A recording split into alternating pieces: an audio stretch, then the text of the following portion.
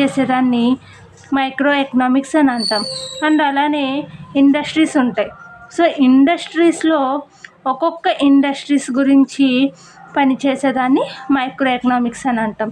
అలాగే ఇండస్ట్రీస్లో ఒక్కొక్క ఎంప్లాయీ గురించి అంటే ఇండివిజువల్ ఎంప్లాయీ గురించి తెలియజేసేదాన్ని మైక్రో ఎకనామిక్స్ అని అంటాం అనమాట. సో ఇది ఎలా అయితే అంటే ఇండివిజువల్ యూనిట్ని స్టడీ చేస్తుందో సో దాన్ని మనం మైక్రో ఎకనామిక్స్ అని అంటాం. సో నెక్స్ట్ వన్ వచ్చేసి మ్యాక్రో ఎకనామిక్స్, స్థూల అర్థశాస్త్రం. So the term macro economics is derived from the Greek word. ఇది గ్రీక్ వర్డ్ నుంచి వచ్చింది. సో మ్యాక్రో మీన్స్ లార్జ్ అంటే పెద్దది అని అర్థం. సో ఇది ఏం చేస్తుంది, it studies aggregate like. So aggregate అని అంటే మొత్తం. సో ఇది మొత్తం నేషనల్ ఇన్కమ్ అంటే మన జాతీయ ఆదాయాన్ని మొత్తాన్ని ఇది